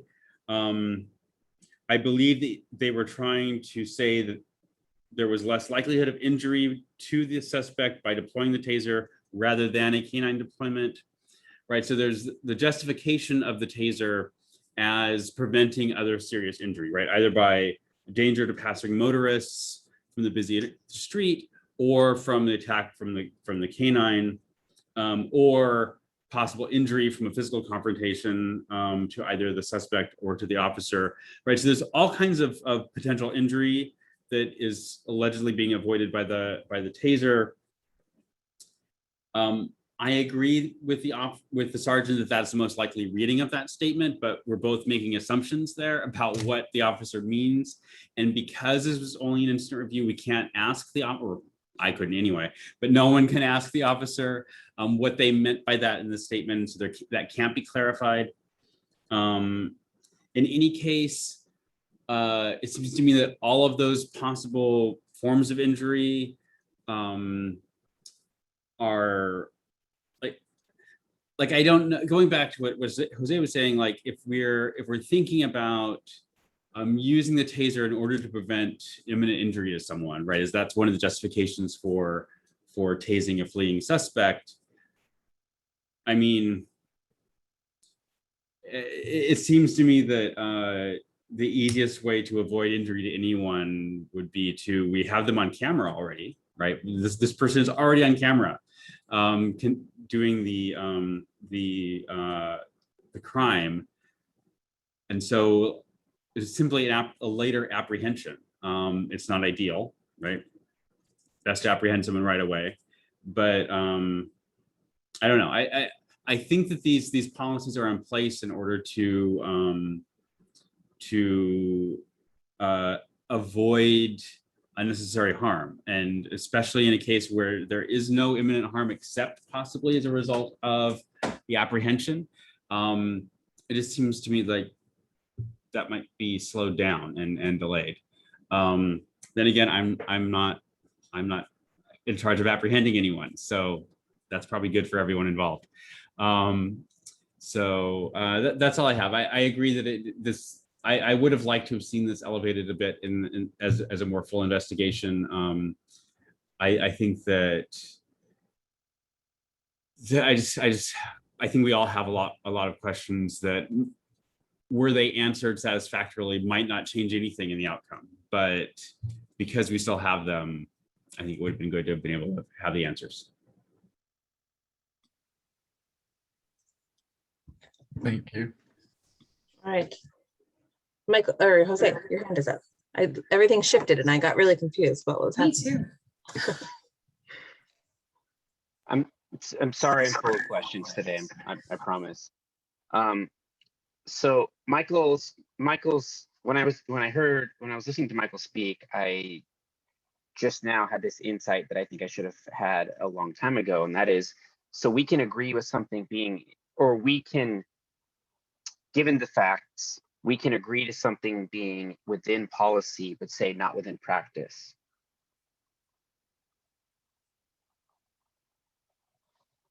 You can say whatever your thoughts are. I am slightly more limited in how I can make a recommended adjudication, but you guys can say anything you want. I think, okay, let me clarify. Is it useful or helpful to make those distinctions? I think so. I mean, I think in my years of doing this, we've often had cases where whatever happened was within policy, but not okay, right? I know you guys have seen a lot of those too, because typically we bring those to you.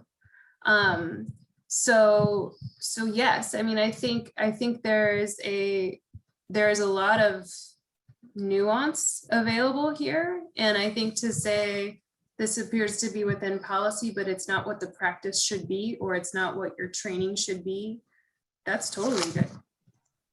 That helps a lot because oh, sorry, Carolyn. I'm just going to say that I've reluctantly or begrudgingly in the past said I cannot but see this as within policy, but I still think it's wrong. That's super helpful. I'm just trying to find language that's helpful and also concise, given the time, the scale of these.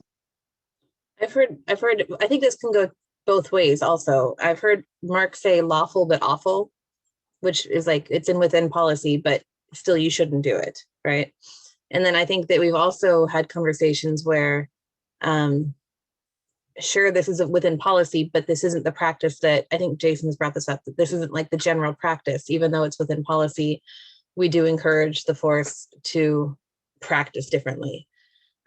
Or if we've realized that like it's a bad policy, so now we're training, even before we have time to update the policy, we're starting to train the better way to do it. I've heard that said in these meetings also. So I think that's a good observation, Jose, and I think it's good to realize that it can go both ways, right? Yeah. And I think what it is if it's a policy, if they fit the policy, but we don't like it, is it a policy that needs to be changed? Or did they do what the policy said, but they need to be trained differently? And so that's the practice part of it. And so does it go to the police commission that, we think there should be more clarification around a policy, or does it go to the training officer, sergeant, and say, this needs to be trained differently? That's why we get to just talk a lot, because we want everybody to hear what we have to say and to make it better. So, and when we're sitting around a table, we get to ping pong back a lot more and easily, and not have to do this, your turn, my turn, I'm going to mute, I'm going to unmute. So thanks for muting. Yeah, again, Bernadette. very helpful. Oh, sorry. Yeah. No, go ahead. I was just making a joke. It's you. I was just going to say another way to think of it is that our power exists exclusively in our privilege to speak about these issues in an informed way. And it helps to clarify if that's what we have, how I speak, and maybe where I'm arriving at tonight is that I may not know what I'm talking about still, but at least I think I do now. You do. You definitely know what you're talking about. Thank you. Alan or Clay, do you have anything with this one? This one is a little bit different than the other ones where we didn't necessarily agree with it, with Leah. No, the process is fascinating, and lawful but awful is now part of my new vocabulary, but nothing further. Thank you, though. Thanks. Yeah, nothing to add. Thanks. Okay. Leah, auditor report. Thank you. Well, first I want to say thank you. That was, like I said, that was a tough one for me. And I again, it's a wondering, it's not a statement, but I wonder if I was fully staffed, if I would have made a different choice there, which is not an excuse either. But I am looking forward. That's a good lead in to my first update, which is hiring. The posting is closed. We are going through we are grading supplemental questions that were included in the application. So we're grading the applicants and hoping to get to interviews. My hope is to get to interviews by the end of this month, and hopefully have some people to introduce to you in the fall, so I can start breathing a little bit. So there's that. I had a moment, you know, we typically have one meeting a year when we go over these types of cases, but we also had that sort of flex last year when we were trying to do 2 allegations per month. And I had a thought of, what if we would try to do an allegation and 1 lower level complaint every month? That seems to be potentially more doable. You guys, thumbs up, thumbs down, thumbs middle, thumbs up, thumbs up. Okay, I can try that. I'll check in with Vicky and see what we can do for September, but I think that could be helpful to see, and then you'll see more and you won't just see the terrible ones. Yeah, okay. Sounds good to me. So we'll work on that. Speaking of that will be for September. We are going to have an August break. We have a lot going on in the office right now. I met again with the city manager and the municipal court judge today. We are going to be reporting back to council on our ad hoc path forward on the 26th, I believe, of this month. So right before their break, because they take an August break too. They are also going to be having a community forum, I believe next Monday, the 19th, on the recommendations of the ad hoc committee. So if any of you all have read that report or you have thoughts and you want to make public comment on those, you are more than welcome to do so. I would clarify, if I were you, that you're speaking as on your own behalf and not on behalf of the CRB, because you all haven't taken any official positions there yet.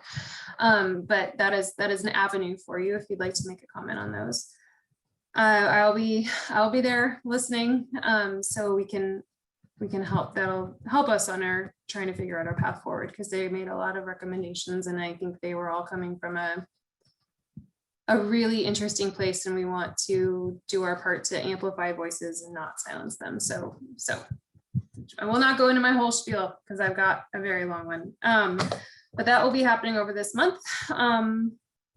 Our annual report is online. It's on, I believe Vicky can jump in and tell me if I'm wrong, but I think our annual report is on the website. If anyone is interested, we put all of our complaints in the back. So the Appendix A is our allegations and Appendix B are every single other complaint that we get. So if there's ever anything in there that you have questions about, or you like this one, you think, why was that a service complaint? Give me a call, we can talk about it, or we can bring it up in the public meeting, whatever is nicer. No.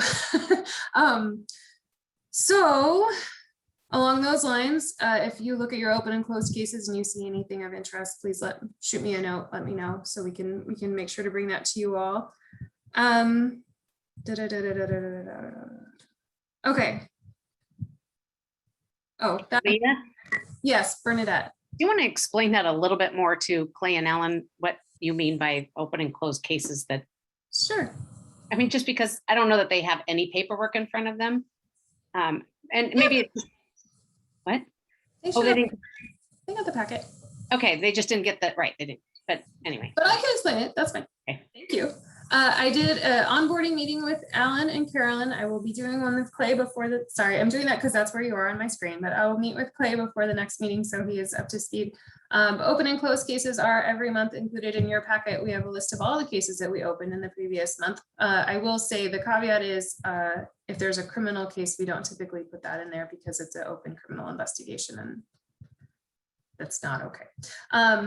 And then closed cases are all of the closed allegations of misconduct every month. So typically the service complaints, incident reviews, those typically close within 30 to 60 days. So if you see it in the open cases, you can assume it closes. So if you have one of interest, let me know. We can bring it up whenever it is closed. Does that make sense, Bernadette? Was that good? Okay, thanks. All right. My note that I was trying to read was that everyone thought that that one should have been an allegation. So that is not part of my auditor's report. That's just my feedback. Thank you very much. I appreciate that. And then the last bit was talking about potentially meeting in person in September. If you all want to talk about that, you are more than welcome to do that. The direction I'm getting is that council is going to be trying to have mostly in person or potentially hybrid in September. And we are getting our city group meeting facilities ready for those kinds of meetings. Police Commission was able to do sort of a hybrid meeting on Thursday. So I know we're getting there, but that was from the police department and we tend to not meet at the police department ever. So I'm gonna work on getting those rooms available and I will stay in touch with you all about how we will do that. But I anticipate we will keep Zoom as an option because it makes a lot of sense and it's easy to record the meetings. We'll also have, I'm sure, an agenda item where we talk about recording meetings from here on out. So I cannot remember anything else. Beatrice or Vicky, if there's something I'm missing, please jump in. Beatrice and Vicky have been amazing. They keep me afloat. They keep me sane to the extent that I am. So it's been a big 6 months, but we're looking forward to getting some more people on the team. And if you all have any questions, feel free to ask. Thank you, Leah. Thank you. I don't remember whose turn it was to start with closing comments. So Bernadette, go ahead. Okay. Hey, Leah, I think you're doing a fantastic job. So just keep up the good work. I think the only reason I wanted you to explain how we select our cases each month, most of the cases that we've done for it seems like the last year have been just big cases that the auditor just says, you need to review these. But normally it's like if there's something in those closed cases that you see, when we set the agenda for like a month out or 2 months out, that's where if we know that there's something in those closed cases that look interesting, if you just bring it up at one of the meetings, just say, hey, I'm looking at the closed cases and it looks like this one might be interesting. Sometimes what will happen is Leah, or if there's a deputy auditor, they'll say, oh, yeah, it looks interesting there, but we're finding that there's really not anything there and I can talk about it with you later. And if you still want us to review it as a board, we can do that. So that's why it's always good to read those closed cases, because sometimes they'll just say, yeah, it just fizzled out like a bad firecracker. But we like fizzled out like a bad firecracker as opposed to lots and lots of firecrackers. I am looking forward to being back in person because I'm mute button challenged sometimes. So I think it'd be great to be able to, and I just read people better when I can see them, and I can see them like quizzically look at me as I'm talking, like, why the heck is she saying that? And then I can stop and go, okay, I see that you're wondering why I'm saying that, because I do that to Michael on Zoom and it doesn't work as well. And I know that he wants to say something back to me and it doesn't work as well on Zoom. So I think Michael and I will talk better in person. That's all.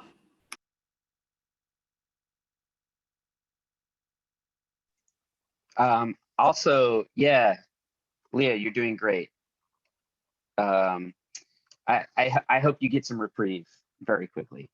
I also hope we get back to being in person as quickly as this large amount of work allows us to. Welcome, Alan and Clay. Hopefully the first time we get to review a case, we will be in person.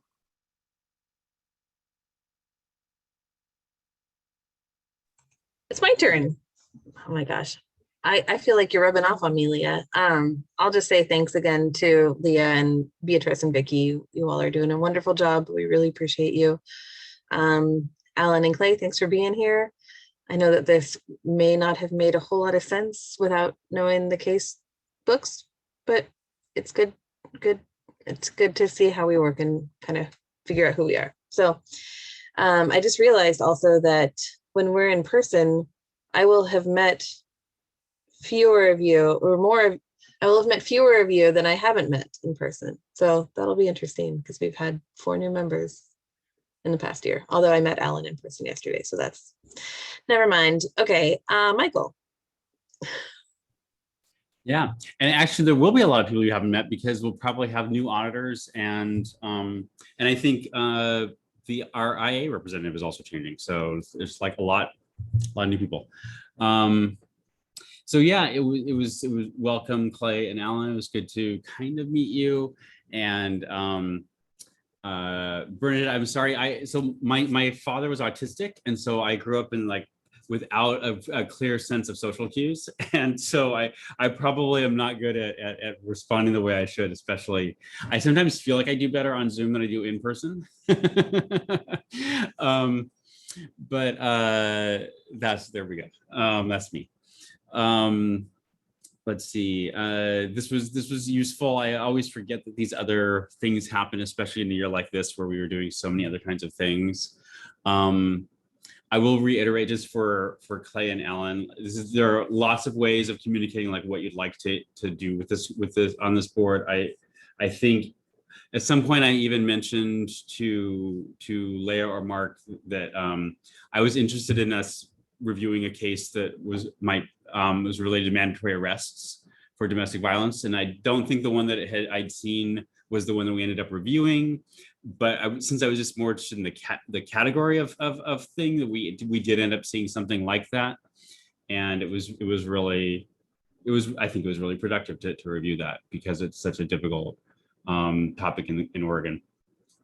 So yeah, I think you can just have the open lines of communication with Carolyn and Leah about what you'd like to do and what you'd like to see happen on this board. And hopefully next year it will be easier than it has been this past year. Easier in many ways is the hope, right? Alan and then Clay. Oh, Leah. Sorry, Michael pointed out, and I forgot to mention that I want to thank Jason for being here because I think I've mentioned this, but Jason has moved on. He is now the violent crimes sergeant. But because he was the sergeant who addressed all of these, he graciously agreed to come tonight. Sergeant Ryan Nelson is the new / old IA person. For those of you who are around, he did IA 3 or 4 years ago. For a long time. So he has a lot of IA experience. So I will say for Michael's edification, Police Commission doesn't currently have a policy sergeant, I don't think, but I'm sure Cindy is all over it. Actually, I know Cindy is all over it because Cindy is always over it. We're good. But anyway, yeah, new sergeant next time we meet. Okay, Alan and then Clay. Hey, I just want to thank you all for the welcome, and I do look forward to getting to the substance of it. And I won't be with you in person in September. I'll be attending that remotely, but I do look forward to meeting you all at the October meeting. So thank you. Thanks. Yeah, likewise. It was this is a actually great introduction. So before any onboarding, it's just good to see how a meeting is run. And I understand it's maybe a unique meeting, but that was just good to hear your process and how you all communicate together. So thanks for that. Yeah, and I look forward to September. I also may not be able to be in person. We'll see. I'm supposed to be out of the country, so I'm going to try and join virtually if I can. All right. I think we can adjourn. Our next meeting is scheduled for August break, September 14th, 2021. Location to be determined. Thank you all for being here. It's always good to see you all. Thank you. Bye. Thank you. You.